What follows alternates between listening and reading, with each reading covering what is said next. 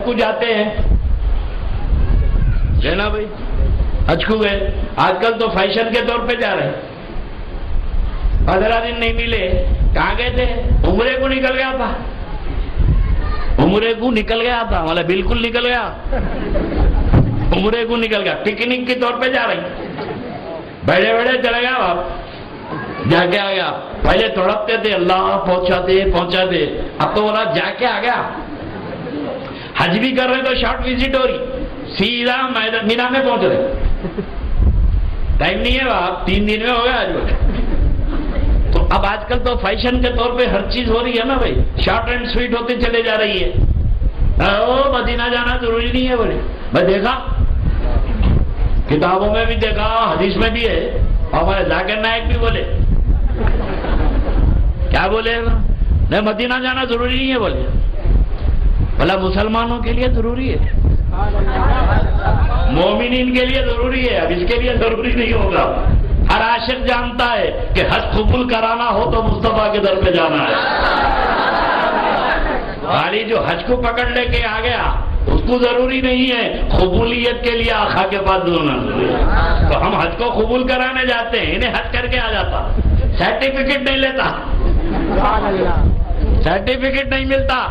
ارے ہر امتحان کے بعد تجھے پاسنگ کے بعد سرٹیفکیٹ ملتا ہے، بی اے کر لیا تو تجھے بیچلر کی ڈگری ملتی ہے، ایم اے کر لیا تو ڈگری ملتی ہے۔ ارے تجھے یہ ڈگری معلوم ہو جاتی ہے، حج کی قبولیت کی ڈگری عاشقوں کو ملتی ہے، ہم مسلمانوں کو ملتی ہے۔ تو خیر اب یہ قرآن سے سنو، حج کر کے آئے، کعبے کا طواف کرے، 7 چکر لگائے، کعبے میں کہیں بھی نماز پڑھو ہو جاتی، لیکن جب واجب الطواف ادا کرنا ہو تو مقام ابراہیم کے پاس آنا پڑے گا۔ ہمارے اہل سنت والجماعت میں طریقہ ہے، پیروں کے قدم بوس ہوتے ہیں، قدموں کو ہاتھ لگا کے چومتے ہیں۔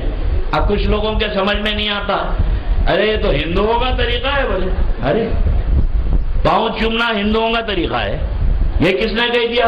اور ہندو چومتے ہیں، بولا ہر چیز کو تمہارے کہ ہندوؤں کی کہیں کو پسند آتی نہیں بولے۔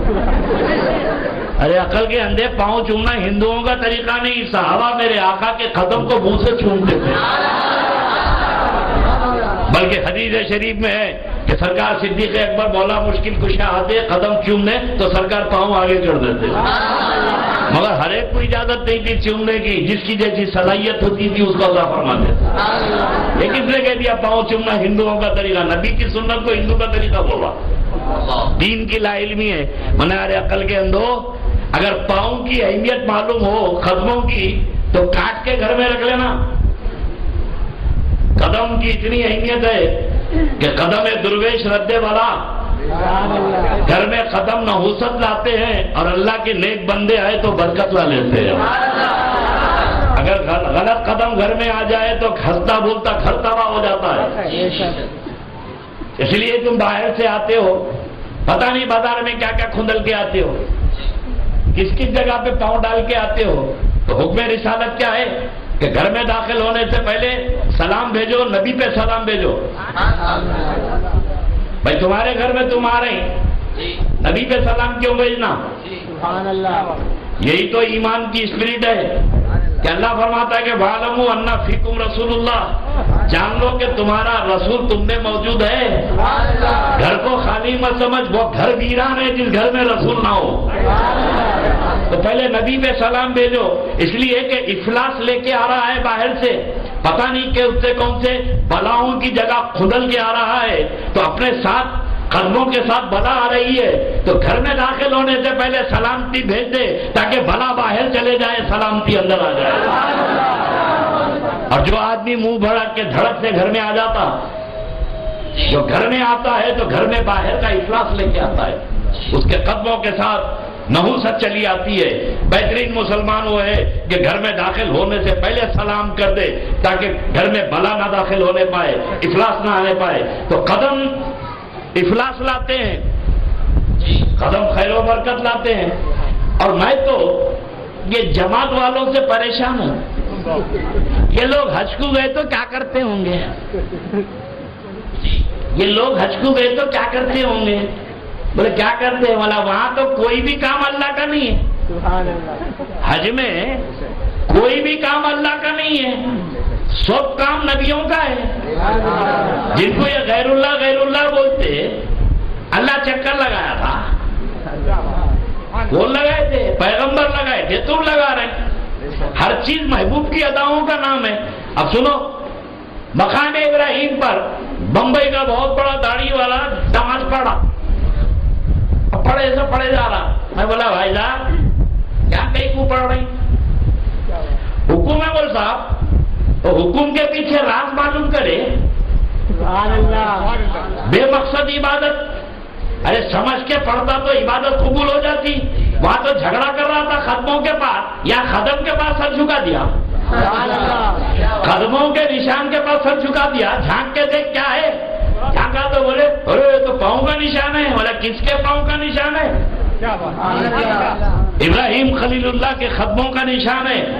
اور یہی سے عبادت اور تعظیم کا فرق معلوم ہوا کہ میرے آقا جب کعبۃ اللہ شریف میں داخل ہوئے فتح مکہ کے بعد، تو کعبے میں کتنے پتھر تھے؟ 360۔ کتنے بولیے؟ 360 بت تھے، پتھر کے تھے۔ 360 نہیں تھے، 362 تھے۔ 362 پتھر تھے، 362 اسٹون۔ 360 تو نبی نے نکالا، 360 پتھروں کو نبی نے نکالا، 2 کو چھوڑ دیا۔ حجر اسود بھی پتھر ہے، مقام ابراہیم بھی پتھر ہے۔ ارے جن کی عبادت ہوتی تھی ان کو نکال دیا، جن کی تعظیم ہوتی تھی ان کو رکھ دیا۔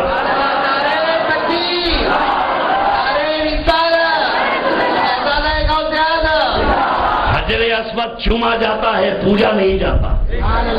مقام ابراہیم کے بعد سجدہ کرتے ہیں۔ اب میں 2 جملوں میں بات کر دوں۔ اب مقام ابراہیم کو اللہ نے فرمایا اس پتھر کو، اب تفصیلات میں نہیں جاؤں گا ورنہ اسی میں پوری رات ہو جائے گی، خالی قدموں پہ بولوں تو فجر میں ملا دوں۔ اگر میں قدم پہ بولوں کہ قدموں کا راز کیا ہے، مگر تمہارے ذوق طبیعت کے لیے بتا دوں کہ جھک رہے ہیں یہ بھی مقام ابراہیم پہ، مگر مقصد نہیں معلوم۔ میں نے کہا کہ یہ نبی کے قدم کا نشان ہے۔ اب خدا کی توحید کیا ہے؟ حکم کی تعمیل، یہ اللہ کی مرضی ہے۔ وہ آدم کے سامنے جھکا دیا یا محبوب کے قدموں کے نشان کے سامنے جھکا دیا؟ آدم کے سامنے جھکنا بھی توحید ہے، اور مقام ابراہیم قدموں کے نشان کے سامنے بھی جھکنا توحید ہے۔ اب فرق یہ ہے کہ عبادت کا مقصد سمجھو کہ مقام ابراہیم کے بعد سجدہ کیوں کرنا؟ واتخذوا من مقام ابراہیم مصلی، مقام ابراہیم کو سجدہ کا بناؤ، وہاں جا کر واجب الطواف ادا کرو۔ اب راز عبادت کا معلوم کرو کہ بھئی یہاں حکم کیوں ہوا؟ اس لیے کہ ہر عبادت میں تعظیم ضروری ہے، ہر عبادت میں تعظیم ضروری ہے۔ تو اب تعظیم کی عبادت اللہ کی، سجدہ اللہ کا ہو رہا ہے کعبے میں، مگر تعظیم اس مقام کی جس مقام پر اللہ کا خلیل کھڑا ہو گیا تھا، اس مقام کی تعظیم ہے۔ تو پتہ چلا کہ عبادت میں تعظیم ضروری ہے، اور یہی اہل سنت والجماعت کا موقف ہے کہ ہم اس عبادت کی تعلیم دیتے ہیں کہ سر جھکے خدا کے سامنے اور دل جھکے مصطفیٰ کے سامنے۔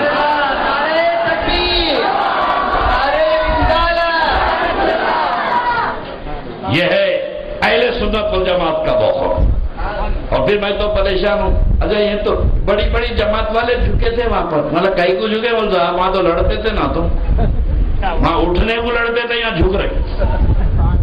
بمبئی میں جو کھڑے رہنے کو سلام پہ جھگڑا کرتے تھے، نہیں کھڑے ہوتے تو بھی جھکا گئی کو کہے کہ وہ جاؤ اللہ کا حکم ہے نا جھکو، کہ اچھا جھکو، تو حکم کو معلوم تو کرنا بھائی، کیوں جھکنا؟ وہاں تو قدم بوسی پہ جھگڑا کر رہا تھا، یہاں تو اللہ کے گھر میں قدموں کا راج ہے، اس کے محبوبوں کے قدموں کا راج ہے۔ اب یہاں تو جھک گئے، آگے بڑھے، اب کیا کرنا؟